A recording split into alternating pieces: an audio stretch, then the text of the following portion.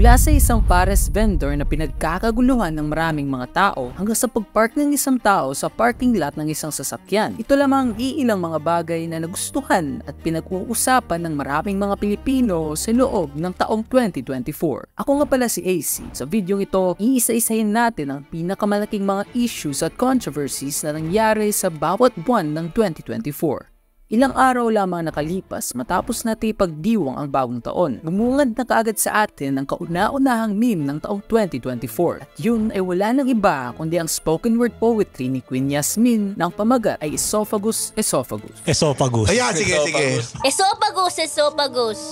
Habang tayo'y kumakain sa habag-kainan, syempre, hindi mawawala ang iyong esophagus. Nagsimula ang lahat ng ito nung naging guest si Queen Yasmin sa isang sikat na podcast na ang tawag ay Cool Pals. Nagbigla na lamang nila itong sinabihan na magbigay umano ng isang sample ng kanyang spoken word poetry. Dahil ayon pa kay Queen Yasmin na kaya daw nito gumawa ng spoken word poetry gamit lamang ang kahit na ano na salita. Paano mo na-discover yung talent mo sa spoken poetry? Yung na-discover ko po yung pag-i-spoken poetry po, etong 2023 lang po, tapos yung sunod-sunod na po, tapos ang dami po nagpapa-request po ng mga topic po sa comment section po dun sa FB page. So pwede kami mag-request ngayon? Sige po. At although nangyari ang podcast na ito sa taong 2023, inabutan pa ito ng isang buwan bago sumikat. At dahil nga sa sobrang sikat nito, noong January 15, 2024, ang spoken word poetry ni Queen Yasmin ay bigla na lamang na-feature sa isang episode ng Kapuso Mo, Jessica Soho. Kaya deserve talaga ni Queen Yasmin ang pag-feature sa kanya ng KMJS, na kung saan naman mabuti na lang ay hindi din na-feature dito si Subo Queen. Sa loob ng February 2024, sumikat ang isang trend sa loob ng TikTok na ang tawag ay Tinitigan Ko Challenge, na kung saan gagawin nila ng dance moves ang isang sikat na kanta ng pamagat ay Marikit sa Dilim. Ngunit nung malapit na matapos ang buwan ng Pebrero, ang isang inosenteng dance trend na ginawa ng maraming mga Pilipino ay bigla na lamang nagbago at napalitan ng isang napakalaswa na video.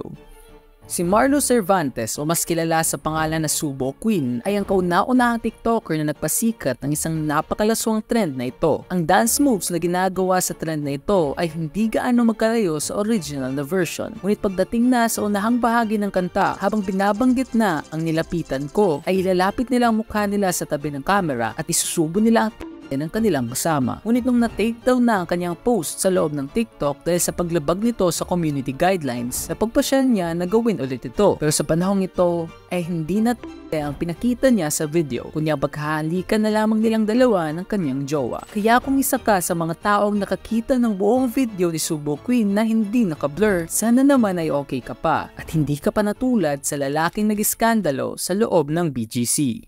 Sa loob ng March 2024, nangyari ang pag-iskandalo ng isang lalaki na nagngangalang Elmer Enriquez sa loob ng BGC. At sa halip na katakutan ito ng mga tao dahil sa mga pinagsisigaw at pagbabanta niya sa mga tao dahil nga sa mga pinagsasabi niya habang ini-interview siya ng mga pulis na dumakip sa kanya. You cannot touch me. I am Jesus Christ. Sir, lahat kayo, lahat ng kaluluwa nyo akin. Anong religion nyo, sir? Wala akong religion, God lang, God. Napagpasyahan ng mga mamamayang Pilipino na pagtawanan ito at gawan ng mga memes and even reacting to it habang tinatawanan ang mga sinasabi niya. You cannot touch me. I am God, I am Jesus Christ. Amen! Kaya maraming mga tao talaga ang nagtatanong kung ano nga bang nangyari at bakit nga ba ganito ang kanyang mga ginagawa. Kumain na ba talaga siya ng hapunan? Dahil kung wala pa, tiyak na mabubusog talaga siya sa bagong paresan ni Diwata. Sa buwan naman ng April, nangyari ang biglaang pagsikat ni Deo Balbuena o mas kilala sa pangalan na Diwata. Isang bakla na mayroong kakaibang kwento mula sa pagtira niya sa ilalim ng tulay, pagrampa niya sa loob ng presinto, pag-guest sa isang segment ng Showtime, hanggang sa pagkakaroon ng isang successful na paresan. Tiyak na naakit talaga ni Diwata ang mga malalambot na mga puso ng iilang mga Pilipino. Hindi po muna kayo mag-ahay sa vlog ko po. Ay, vlog ba ito? Opo, ano po ba? Ay, hello vlog, hello shout out. Akala ko... Ngunit kung gaano naman kabilis ang pagsikat ni Diwata, ganoon naman din kabilis ang pagbago ng ugali nito. Dahil ilang mga linggo lamang ang nakalipas matapos sumikat ang kanyang paresan, ay hindi na kagad ito gaano namamansin sa mga taong nagpapapicture sa kanya at halos wala na itong pake sa kanyang mga fans na kahit pag-greet lamang ng happy birthday sa isa nitong customer ay hindi pa niya magawa. Diwata, birthday ko ngayon, pabati naman. Lipas din yan, kuya.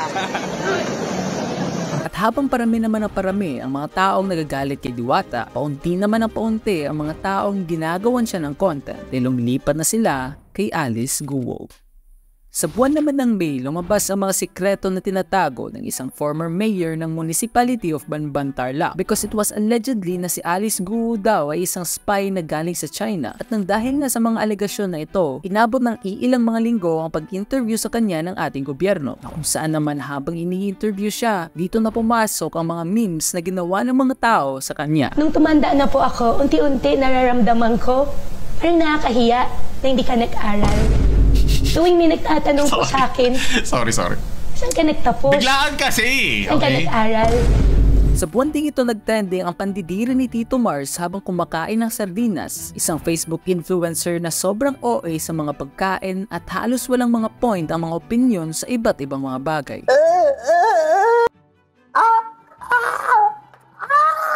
At habang nababasa naman ang bibig ni Tito Mars sa sabaw ng sardinas, basang-basa naman din ang mga taong dumadaan sa barangay ng San Juan dahil sa mga residente dito at lalong-lalo na kay Boy Dila.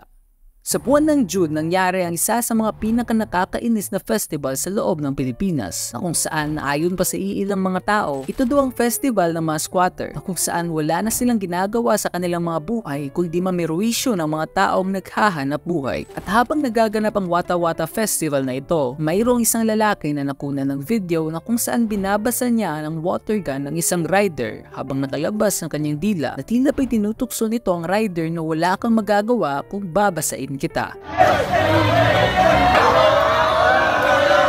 Kaya naman nagresulta ng pagbati ko sa kanya ng mga tao sa loob ng social media with comments reading, "Swerte ka lang boy, mabait si Manong. Next time pag nakatapat ka ng tao na pikon at may baril, advance condolence. Wala kang modo." Halata naman sa itsura ng mga nambabasa na mukhang mga tambay lang and instead na maglabas siya ng apology video dahil nga maraming mga nagagalit sa kanya, napagpasya niya na pagalitin palalo ang mga tao and uploaded the video stating na, "Di ko sinaktan si Manong, binasa ko lang siya. Nagpaalam ako sa kanya, kuya, babasahin kita." Sabi niya, hindi pwede kasi may meeting siya. Binasa ko pa rin, piyeste. Di din nagtagal ay nalaman din ng mga tao kung saan ito nakatira na kung saan nagresulta ng pagpapatawag sa kanya ng kanilang mayor para turuan ng leksyon. At habang nasa loob ito ng mayor's office, hindi nito mapigilang umiyak at paulit-ulit na humingi ng tawad sa mga taong kanyang naperwisyo and stated na, "Humingi po ako ng paumanhin sa inyo sa mga sabi ko po sa inyo, lalong-lalo na po sa rider, humingi po ako ng tawad po sa inyo at gusto ko po kayong makita. Huwag naman po sana nilang idamay kung may galit po sila sa akin. Ako na lang po ang ano nila. Dahil masakit din po kasi nadadamay po yung pamilya ko." Kaya sana naman magsilbi itong leksyon sa mga tao na huwag maghanap ng kalaban sa loob ng social media na kung saan naman hindi ata ito alam ni Jude Bacalso.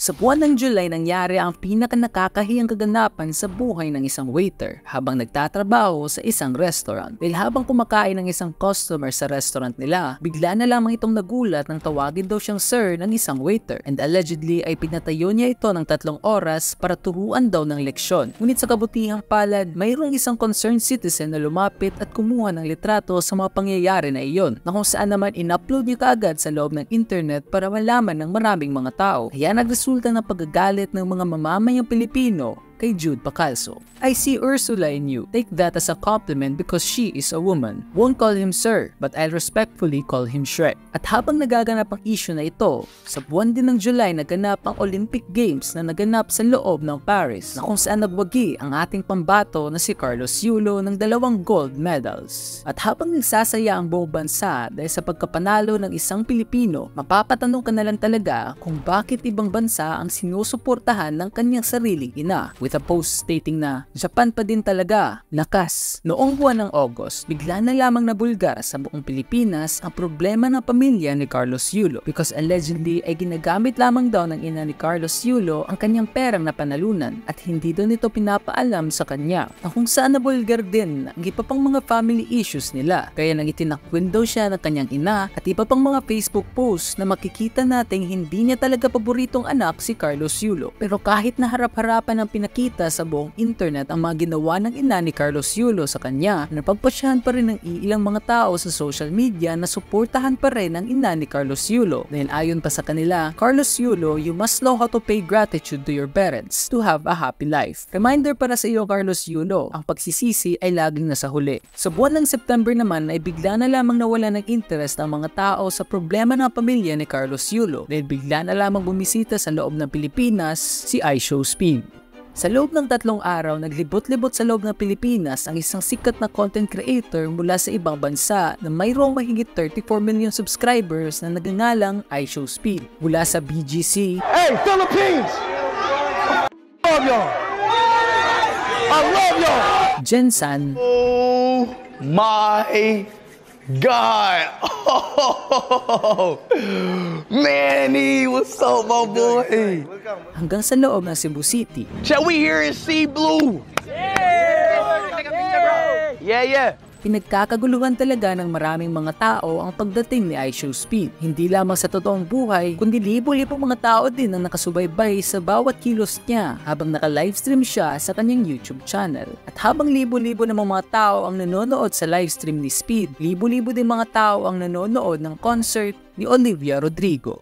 Sa buwan ng October naman, sumikat ang issue ni Jen Barangan, isang sikat na influencer na mayroong 3.8 million followers sa kanyang TikTok page. At bigla na lamang sumikat ang kanyang issue nang kinunan niya ng video ang kanyang sarili sa loob ng concert ni Olivia Rodrigo habang naka-on ang flash nito. At maraming mga tao ang nagalit sa kanya dahil ayon pa sa kanila na wala daw siyang pake sa mga taong nanonood din ng concert at hindi na daw nila nakikita ang kanilang pinapanood dahil sa flash ng kanyang cellphone. Agad naman din ito nag-post ng kanyang apology, stating na, "To everyone, I'm sorry for my actions," na kung saan naman tinanggap din ng maraming mga tao. Wala kang dapat ikasorry, Miss Jen. Importante na enjoy ang concert at ang buhay. It's fine, Jen. Hayaan mo ang mga haters mo. Inggit lang yan sa'yo. Ignore them. Ngunit kung naiirita ka sa mga tao na gumagawa na ganito sa loob ng mga concerts, mas maiirita ka talaga sa mga taong nagpapanggap bilang isang sasakyan. Sa buwan ng November nangyari ang pag-transform ng isang babae mula sa pagiging tao papunta sa pagiging isang sasakyan. At bigla na lamang nitong inagawa ng parking spot ang isang sasakyan na magpapark na sana dito. Laking galit din ng mga taong nakapalibot sa kanya dahil kahit anong sabihin nila para umalis ito sa parking spot ay ayaw pa rin nitong umalis sa kanyang pwesto. Kaya napagdesisyonan ng isang tao na kunan ito ng video at i-upload sa loob ng internet. So 13 minutes siyang nakatayo dyan, baka nakahanap na siya ng ibang parking space na mapaparadahan. Ako nahiya kay ate sa bandang huli at habang hawak-hawak naman ni ate ang kanyang cellphone habang nakatayo ito sa parking lot, iba naman ang hinahawakan ni Maris Racal sa buwan ng December.